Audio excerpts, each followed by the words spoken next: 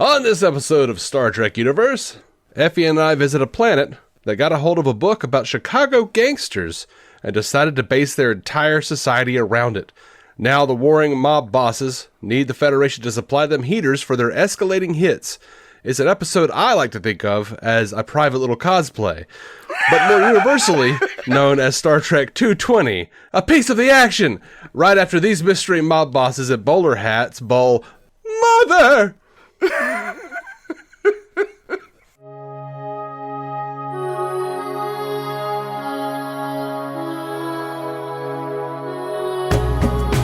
Welcome into Star Trek Universe. As you might have guessed, this episode is part of the classic Watch Rewatch, where David C. Robertson, a lifelong fan and frequent rewatcher of Star Trek, introduces the series to Effie Uphelders, who is watching for the first time. I am David C. Robertson.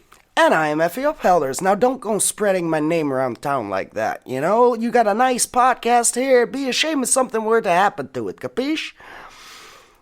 That's good. I like it. You're welcome. I figured at some point we had to devolve into whatever the language was they spoke in here. It's been a while. 1920s gangster. Exactly. The 1920s were a little before my time, but I have fond memories of gang wars, I guess. Yeah. Oh, man. This is a divisive episode. Like, how come? There are fans who just think it's too silly, basically. I guess, in a way, it is silly. It's mostly an excuse to be like, we want to do a gangster episode. It feels very much like we have an old Earth set. Let's reuse it again. Like just set it in non-specific town with old cars, and we'll make it work. Mm-hmm. It's production-wise clearly a cost-saving measure of, this is what we use for other shows, so, we'll write something around it. You think that? Oh, you no. Think that? They had to build all of the sets for this? Oh, I don't know about that. Oh, okay. No, I was worried for a second. I will say this episode was in Roddenberry's original pitch.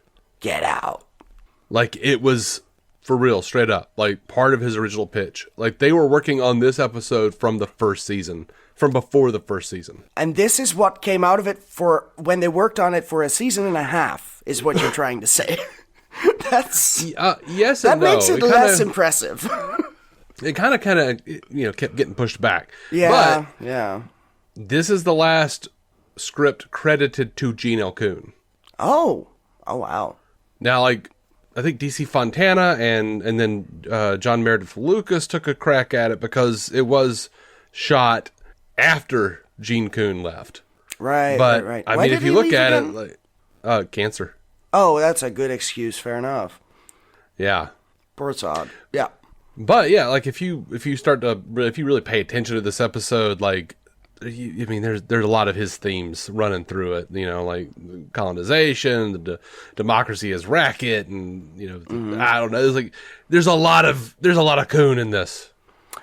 Fair. Even if it's kind of jacked over. Yeah. It works out for a weird plot by the end, but like the idea is there, and at the same time, it feels, especially for the era, like this is satirizing a society based around a single book that everyone sort of stupidly misinterprets. That feels dangerous for the 60s, man. Like, you could get some backlash. My goodness. Yeah, that's that Gene L. Coon cynicism, man. Absolutely, yeah. And it's there for a reason. I get it.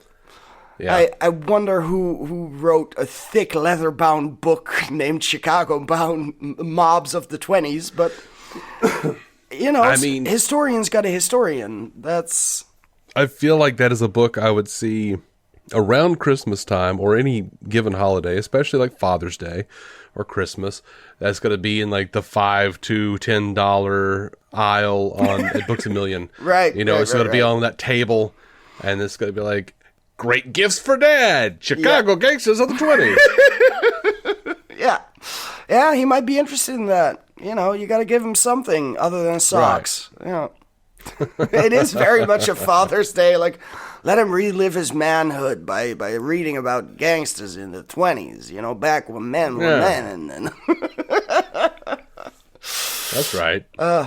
That's you don't really feel like a man without a giant machine gun just up against your side. You know, you got to walk around with a heater. Yeah. Yeah. It's not at all overcompensating for your literal manhood. That's what you built the society around. It is Lord. fun though. It's just it kind of gets long by the end where you're just like, okay, we're trying to unite these fuckers by pretending we're an even bigger mob boss organization. Right. Which is a fun sort of resolution, but it is very much like it's nice of them to wonder at the end, like, how is the Federation going to respond when they show up later and they're like, they're just giving us shit. They're giving us our cut. What does that mean? What did you do? Yeah. It feels like we're stealing from these people. Something non-interference? Well, it's too late for that. Yeah, that one's out the window a long while ago. Oh, yeah, the Horizon fucked that one up. That's true. So now we have to course correct, which pretty much allows everything, which is a weird ethical dilemma in and of itself. Like, okay, you're not going to get the book out of society, but that means now we can just shape this world how we see fit to, join us and it'll be fine. And it's an interesting way of looking at non-interference. Like, we already fucked it up, so now we can fuck it up again. Yeah, it's interesting because, like, they're like, okay, so the Horizon 100 years ago, fucking 100 years ago, came and made contact. We didn't have this interference law. They were at, like, pre-industrial age or just at industrial age, whatever it was he said. Yeah. And they're like, okay, so they've already fucked it up. They know what the Federation is, or they know it's Starfleet anyway. What are we going to do? How do we handle this? And then like they beam down in their uniforms. Yeah. Which is weird. It's an odd choice. Like, you don't have to let everybody the fuck know. Yeah. we're expected by the local mob boss, so, but no, we're just going to get picked up off the street and be very surprised at everything. Yeah. Well, I don't think they knew it was the mob boss either. No, not yet. No. They found that out pretty quickly when, everyone got shot for a second and one of them was still alive enough to take him in. Yeah. Mm-hmm. So yeah, going back through it this time, because this is just not one of my favorite episodes. Really going back through it and paying attention to Gene L. Coon's contributions harder than I ever have really before, and really just like paying attention. I like it a little bit more, but not by much. Like, it's a little too ham-fisted. It's a little, not really ham-fisted. It's just Shatner's a ham. That's the issue. Yeah, I get that. It is very much, okay, we're giving them something to do that's fun to act, but at the same time, plot-wise, it's not much is happening. And then they try and infiltrate the building and then get caught anyway. It is very much oh no, they've got a bigger gun. Drop your own guns. Now they've got bigger guns. I guess we're all dropping guns, and it's until we prove that we have a spaceship with a giant gun. So yeah, which is fun. It is a logical solution that this society would listen to, specifically that kind of show of force. But it's not exactly subtle. Yeah, I do like that it feels a little fourth wall breaky, just a little bit when they're like, wait a minute, I never saw more than 3 guys up there. Yeah, we've only seen these 3 guys. Yeah. There might just be 6 of them. God damn it. Which is fair. That I have never seen 400 people up on the Enterprise. That's absolutely true. But yeah, no, it's a fun romp, but it's not exactly it's still fun as when you get to the second mob boss and Krakow. Krakow. He's also a fun character. It is very much like, at this point we get that all of the world is divided this way is very, very stupid. But then when they try to resolve it, I feel like it takes a little long to get there. There's the gag with the car where you're like, I'm glad he couldn't just hop in and drive, which is fair, but it's also... it feels like they're stretching for time at some points. I'm like, it's not that entertaining. I'm a little aggravated that they are still almost getting hit by cars and shit after the City on the Edge of Forever. Like, y'all were there for a minute. Yeah, they had time. That's fair. That's a problem. Yeah. A little bit. Just a little. But they were poorer then. They were walking, I guess. Right. I mean, they were still walking in the middle of the street. Kirk's woman got hit by a car. Yeah. At that point, you fear them, and you never learn to drive because, my lord, traumatic history of my girl. She's dead because of the car, and it saves the world. Yeah. One of the big fan criticisms of the J.J. Abrams movie when it came out. The first one was they had that whole bit with Kirk as a kid driving his stepfather's car, expertly fucking, just clink, clink, clink, clink, like just switching gears and just outrunning the cops and shit. Oh god! Well, outrunning the cops while it's like a vintage car, and he's got Beastie Boys playing. This feels very 20. Yeah. How many a century? But whatever.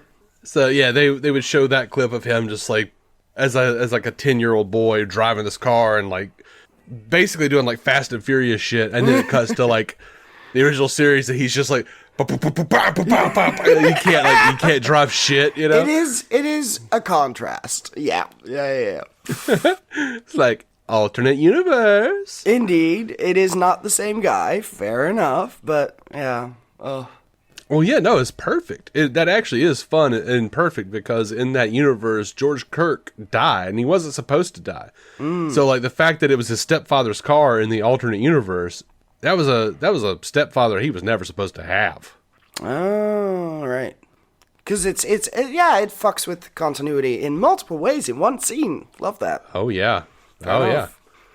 What did you think of the Fizzbin card game? Oh God, I forgot about that scene. That was an extended improv game. I feel like, I guess it was. Of course, Shatner came up with it on the fly. Yeah, of course he did. That explains something. Yeah, it's not the most intricate ruse. I forget how did that even resolve? How did that help them again? Did they just end up punching the dudes anyway? He dropped a card and he's like, "Oh, I'll get it," and then they used that as their way into having the upper hand in the physical altercation. Okay, well, I'm sure that made a ton of difference, but we got a card game out of it.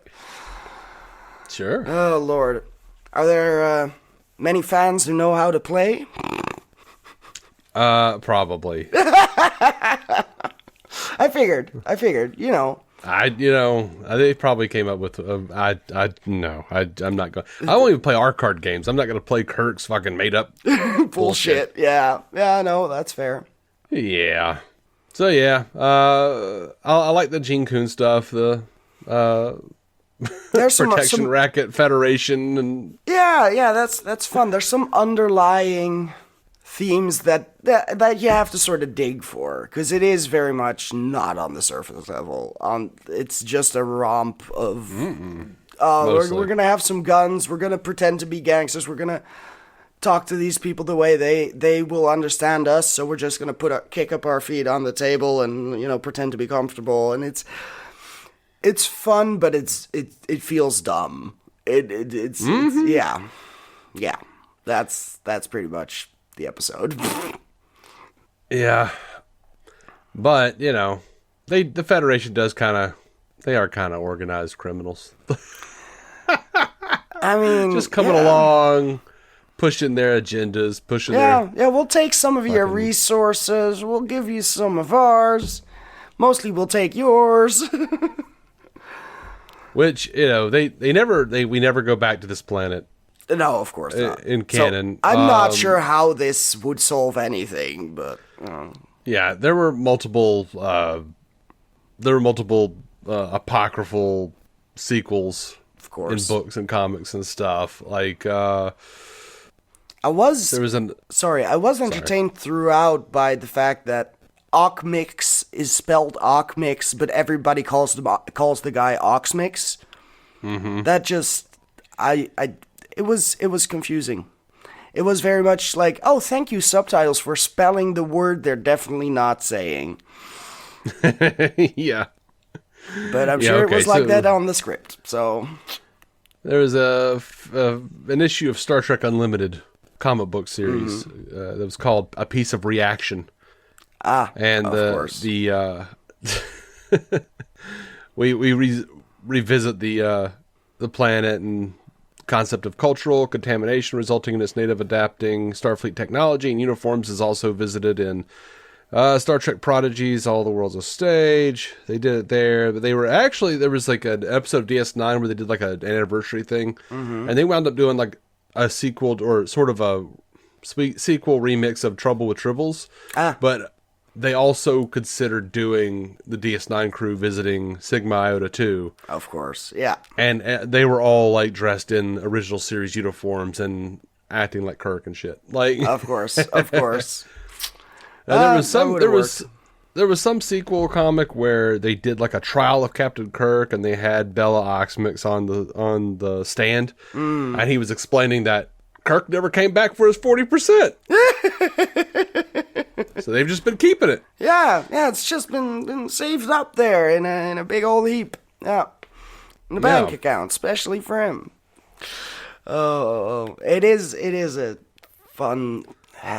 It's dumb, but it's fun. It's a resolution that makes sense, but it doesn't solve the core issue. Like, it doesn't feel like the society is gonna go differently now. It feels like the Federation sort of adapted to their culture to be able to communicate with it without getting shot. Yeah. It doesn't feel like they brought in something new and recontaminated it or steered it any other way. It's just, no, the mob planet is now part of our mob. That's woof. Sort of, yeah. We're the biggest mob. Join us. We're bigger. They had to appeal to them on their own terms. Yeah. Exactly, which is the only way to get further. But it felt like going into it, the objective was let's fix whatever they fucked up on the horizon, and now we're getting them to join us. That's really all we can do, and hope that our science officers later will show up and try to educate them a bit or something. Mm-hmm. Oh, by the way, the reason they decided not to do that version of the DS9 episode is because they were going to do a bit of a correlation between the Sigma Iotians, or however the fuck you say it, and Star Trek fans. Ooh. And then once someone was like, hey, fans might feel like this is insulting. Yeah. Because everyone's acting like Kirk and his cosplayers, essentially, and yeah. Nobody could get it out of their fucking heads that they were making fun of themselves. Fans. Yeah, that doesn't work. Fair enough. Yeah, that makes sense. Oh, no, it works. Prodigy did it beautifully. Okay. We'll get there in 8 fucking years. I'm looking forward to it. Oh, I think it's more like 16, 25. Yeah, we'll see. 16. 16 is 16. Good. See you there. Yeah. If I'm still around. I'll be around. Hopefully. Jesus. Let's not consider that. Regardless, Trek will outlive us all. Probably. At some point, it's going to get weird for people to rewatch, because they'll be in the 23rd century, and they'll be like, not quite, honey, not quite. Yeah. Oh, by the way, this is our 50th episode. It is, isn't it? Yeah. Huh. Well, we should have done something better. something special for it, I guess. Should have thought about this. Shit. Yeah, we did, actually. I believe I said that I would mention that it was our 50th episode, and you would make some exclamatory noise, and I would probably make a dick joke, and we'd move on. Huh! Okay, fair enough. Yeah. Count that as the exclamatory noise, and I guess we're waiting for a dick joke now, man. It'll happen. Yeah, I don't want to force it. I don't want to force it. Yeah, I mean, sometimes you gotta force it in. No. Hey! Oh. Hey! It's right there, come on. I know. Make it fit. You work it in there. How did I get here? Do we have quotes? Do we have trivia? Can we? We do. We thank have goodness.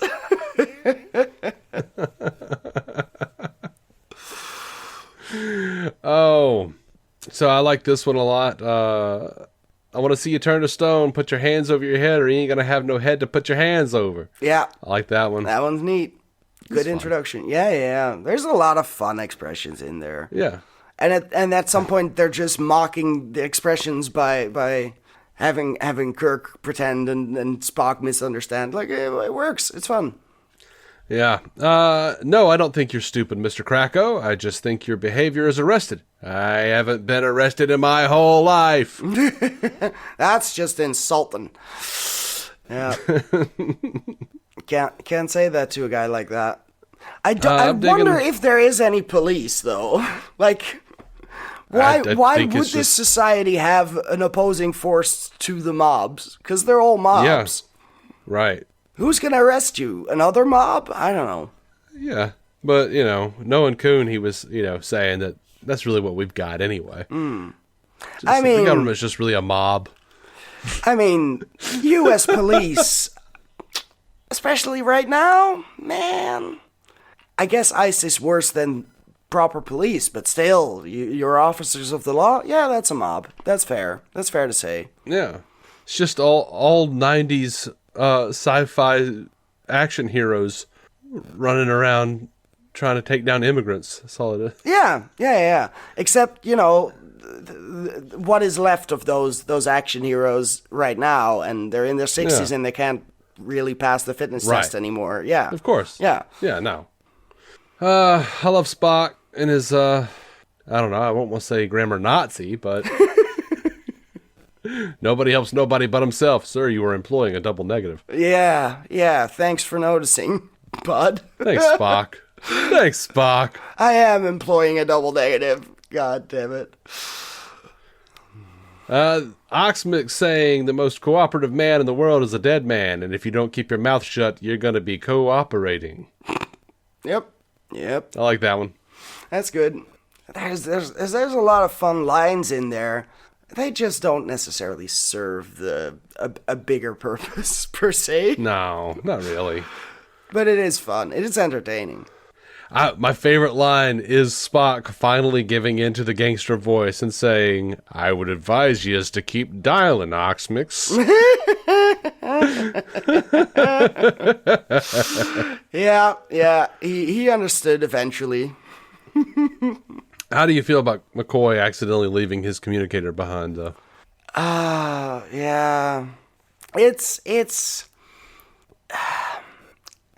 a bit on the nose, but they should, in World, they should be heading back for that shit. Oh, yeah. Like, there's no way where it's fine to just be like, in another 100 years, they'll be using that technology and they'll be way advanced. And like, that shit can't go right. There's no reason for you not to turn the fuck around right there and then. Mm-hmm. So it's a little gag that at the end that doesn't quite ring right. Like, and it sort of implies like, oh, so our intermingling will be fine because they'll find out eventually that we're not really a mob. Because presumably they'll be able to communicate with the outside worlds before we ever come to collect our 40% for lack of it makes the whole thing extra up in the air of what are we doing to this society? But then again, I guess it already was a tragedy coming into it, where it's like, oh, we accidentally gave them only information on one part of our society, and now they've evolved into just mobs. I don't know how they got the accent from the book, though. Like, the language, okay, but the mannerisms, I don't know. Yeah. That was a little weird, wasn't it? It must be exceptionally well written. Just very, you gotta hear it up in your head, and you can't just pronounce it normally, man. Yeah. Yeah. Oh, no, it feels carelessly tossed in just to have something at the end, like, oh, they fucked up just like the Horizon. Would you look at that? And it's not a great idea. It is very much like, okay, funny, but also now go back and get it, because this is fucked. You can't do that. Like, yeah. Right. Yeah. I mean, in my head, they went back to get it. Yeah. You'd have to assume. They just wanted to end it on a funny line. Exactly. Like, in a few years, they may depend a piece of our action. Like, yeah, that's the joke. And then, seriously, we gotta turn back around. Come on, guys. Just put it in reverse. I don't know how that works, Chekhov, but put it in reverse. Yeah. Well, yeah, like I said, moving on to trivia, Roddenberry jotted down the idea for the episode, a one-sentence synopsis titled President Capone, on the very first page of his very first Star Trek series proposal in 1964. Jesus. Early in the first season, George Clayton Johnson wrote an outline based on this premise called The Syndicate. Roddenberry liked it, hired Johnson to develop it further. Johnson wrote a treatment entitled Chicago II. The title just got worse. As he got occupied with developing and writing The Man Trap, the concept was forgotten. During the second season, Gene L. Coon discovered the treatment, decided to use it, and he felt that after the success of The Trouble with Tribbles, the series needed more comedy-themed episodes. I guess. Did we need it? Yeah. That's the double-edged sword of Gene L. Coon. I guess. He was the one pushing the comedy episodes. Yeah. I guess. No. They had to find their sort of their niche, I guess. It takes decades of reception to be like, oh, this is what fans want. Gotcha. Yeah. David P. Harmon and Coon's first draft script, God, I can't speak, entitled Mission into Chaos, featured the Romulans trying to exploit the borderline planet Sigma Iotia II, which the Federation wants to industrialize. Much to the crew's surprise, the planet is ruled by gangster bosses based on the book Chicago Mobs of the 20s. Kirk has to negotiate with Bella Oxmix and the other crime bosses, outsmarting the two Romulan agents, Rorek and Ramo, who try to lure Bella with sending him weapons and troops. At the end, the Iotians agree to make a treaty and send an ambassador to the Federation. But since every boss had a vote, they all naturally voted for themselves, and hence they all beamed aboard the Enterprise to be escorted to the diplomatic talks. Glad they didn't go that way. That sounds real roundabout. Like, okay, Romulans would be fun, but also misplaced. Like that would be a poor use of them in this story. But okay, they agree to make a treaty, and then everyone's an ambassador because they will always vote for themselves. Okay, that's a joke ending, I guess, too. But it's not much better. Yeah, it's not. This is the only Star Trek original series episode to end in a freeze frame. Oh, yeah. Now that you mention it. The Star Trek Encyclopedia refers to the Horizon as the Daedalus class USS Horizon, which was later seen as a model in Star Trek Deep Space Nine. It's just in the background, like on a desk somewhere. Neat. Now, in an homage to this episode, a hardbound copy of a book beginning with the title Chicago Gangs can be briefly glimpsed on a bookshelf in Travis Mayweather's headquarters on board the ECS Horizon in the Star Trek Enterprise episode Horizon. Fair enough. That's fun. Gotta put it in there somewhere. Why not? This is the first episode where a site-to-site transport is performed. not using the transporter, like, yeah, specifically. right. How does that, when is that again? Now I'm just off. Oh, it's them transporting them on the planet without going through the ship. Right. Okay, gotcha. That's fair. I hadn't realized that was technically a different thing. Yeah, but it makes sense because you're not using the transporter room. Yeah. Oh, that's clever. Mm-hmm. He just moved Kurt from one place to another. Yeah. Yeah. Which seems hard without the middle step, but sure. I mean, they can beam them up from anywhere, so they could just put them down anywhere. Oh, good to know. Yeah. I'll be on the lookout. All right. Well, that's all I've got, man. That's fair. That seems enough, right? Yeah. Like I said, not one of my favorite episodes. Yeah. Like, there's some... That's the shame of having this as your 50th episode. It's just, there's not much to say about it. It's campy. They get nice suits out of it. That's about it. Yeah. But you know what we can do? Yeah.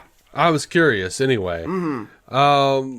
Someone posted on a Reddit thread, or someone started a Reddit thread, I should say, talking about how, like, they tried to get into the original series. They tried to watch Star Trek, started at the original series, and they just can't get into it. It's so fucking awful, and the effects are terrible.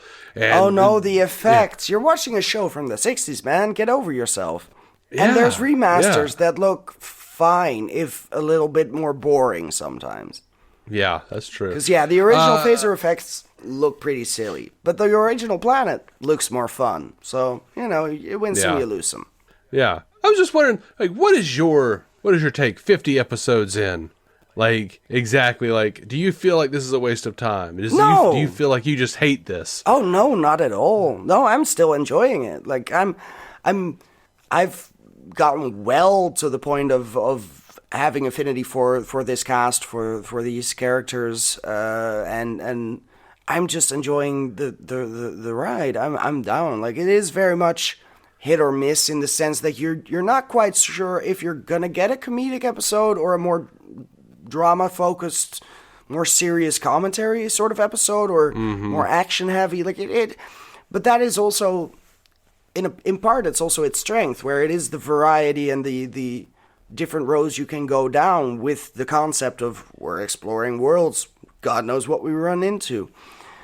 And some of them get repetitive, but some of them are really inventive and really fun, or at least look weird, or have something going for them. Like I'm not cynical enough to be like, this sucks because it's old. That feels very short-sighted. Where I'm sure I would feel worse having skipped this and just moved into more modern, better effects shows and been half lost on parts of what's going on and what they're referring back to and missing things. Yeah.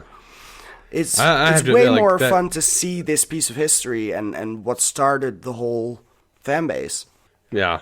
In reaction to comments, this person has apparently skipped ahead to TNG and still didn't like it. And I was just like, you just need to skip the whole franchise. Exactly. You just don't like Trek. Well, that's fine, but like, don't force yourself to watch all of these shows if it's just not for you. Like, why are you wanting to watch all of it?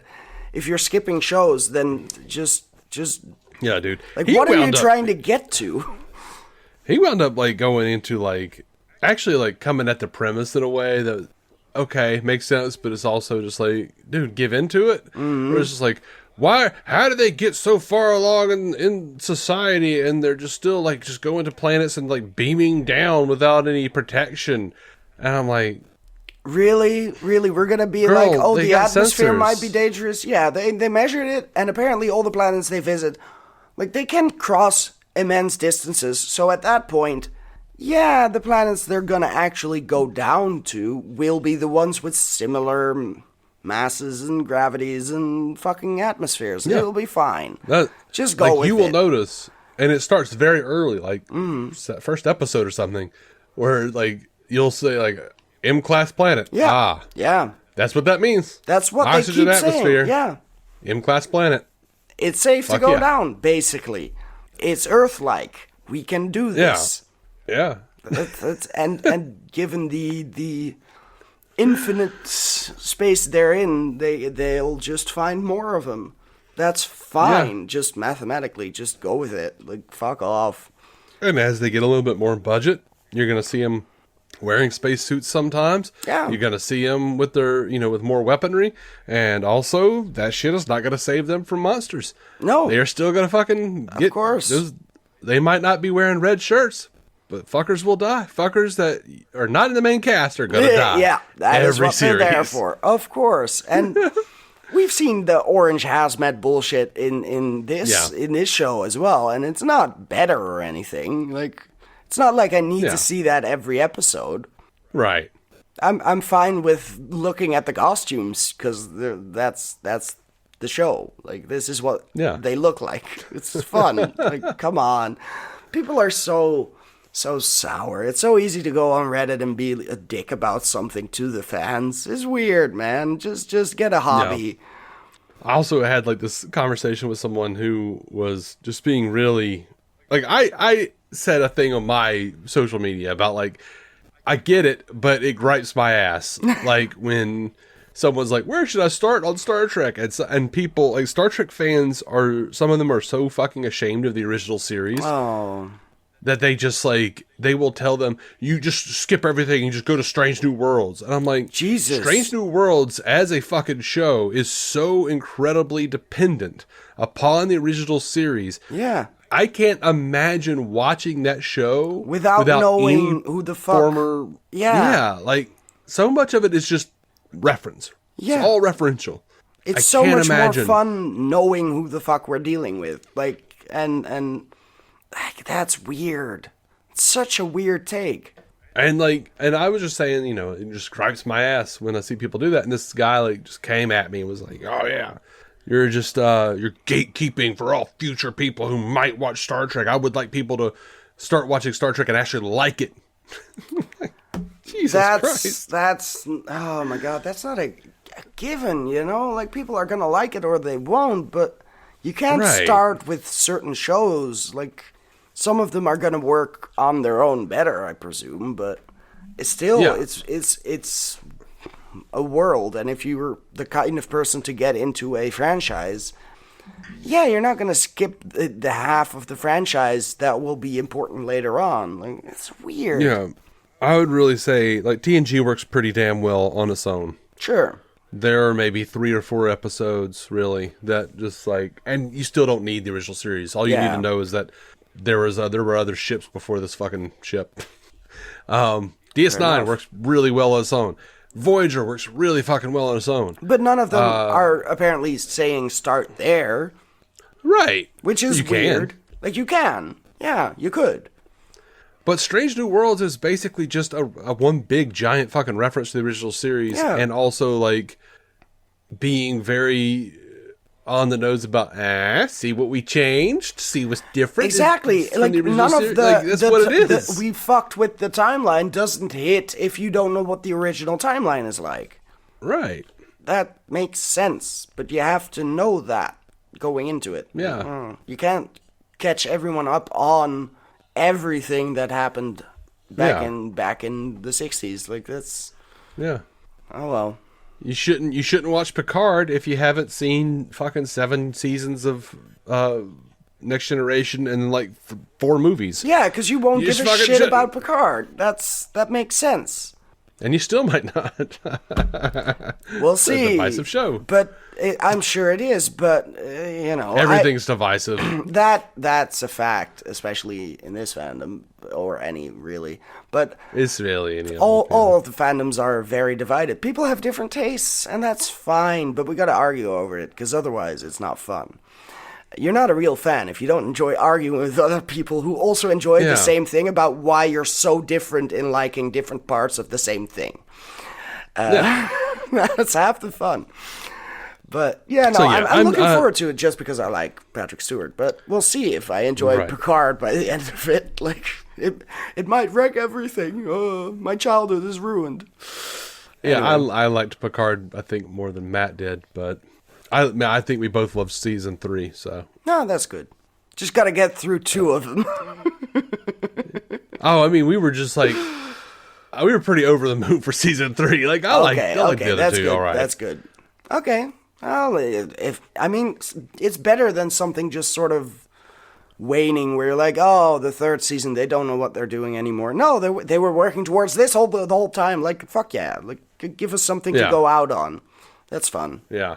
All right. Well, I'm very interested to see. I was just curious. I often encounter people who are very, very hard on the original series. Yeah, it seems to be a thing, but like within its context, I don't have that many issues. There are like the good episodes are really good. There are some really cool concepts and some really interesting moral quandaries and like just good plots. And sure, it's not all performing at its peak, but that's kind of the reality of having not a serialized but an episodic show that back in the day where a lot of people were working on different ideas.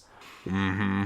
If you like, the worst I can say is not skip the entire show. It's no, watch this and this great episode. Like if you just give people a list who are more hesitant to take on the entire 3 seasons, then sure, make them skip some of the campy ones or the ones that aren't as important, I guess. But at the same time, eventually there will be callbacks, so it is worth going through it. Like that's why I'm doing that, so I can enjoy it to the fullest extent. Because if I don't have the full context, you're just gonna sit there explaining to me, well, this was actually in an episode you didn't see. Like fuck that. Why would I? Yeah. I'll just be disappointed by later episodes. Like, why would I do that to myself? Yeah, it's a thing I've seen Trekkies do for my entire life. Just be like, oh, you don't need this. You just watch this. You don't need to watch all that. Just watch this. You don't need to watch this. You just got to watch this. Like, yeah, okay, yeah. It's a way to make it more accessible in purely time constraints. Like speaking purely as a, I guess you can start there, so you don't feel like you have to watch all of the shows and do a podcast for 16 years, but. Where's the fun in that? It's not the full experience, you know? And it did take me, you know, doing this project to finally get started on it, because otherwise, yeah, I probably would have postponed it at infinitum, just trying to procrastinate, like, but it's so much and I don't know where to start. You know where to start, at the fucking beginning. It just feels like a lot of homework. But it's more fun that way. And we're discussing it, so I'm having a good time. Yeah. It's always funny to me when I see people say, like, where do I start with Star Trek? And I'm like, Episode motherfucking 1. You know where. It's on Netflix. Just open it, watch the pilot. Go. Stop playing. Yeah. Stop playing. You know where to start. You exactly. It's like, I don't know what Marvel movies to watch and which ones to skip. None of them. Just don't. If you want to get into it, just start at the beginning. Get to Avengers, and you'll like it or you won't. But for fuck's sake, man, it's not like which ones do I need to see for this new movie? Like, no, man. You don't know who's going to show up. It is as maddening to me as the people who are like, is this movie, is it worth watching? Oh, my God. You don't know that. No one can tell you but you. It's probably worth watching. Thousands of people worked hard on it. And if it's shit, then you have an opinion afterwards, and you can put it on Letterboxd, and nobody can like it, and that's fine. That's life. Yep.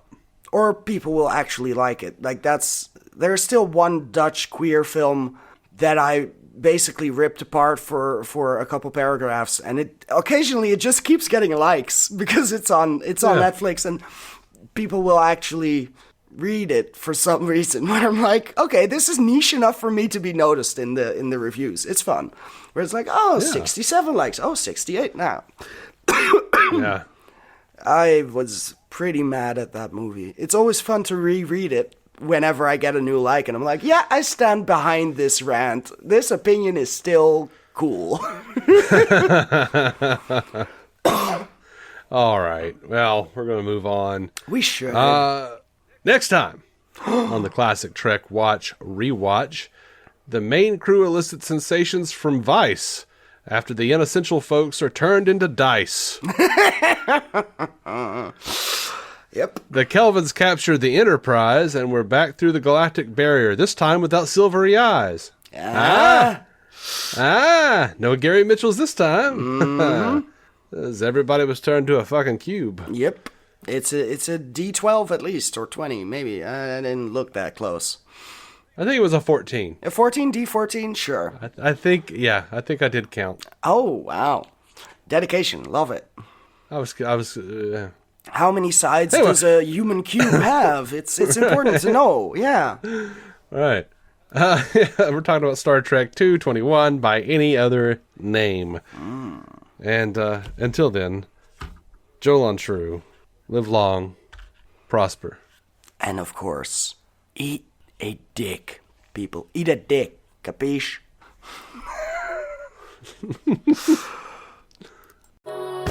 Thank you for listening to the Star Trek Universe Podcast, a Stranded Panda production.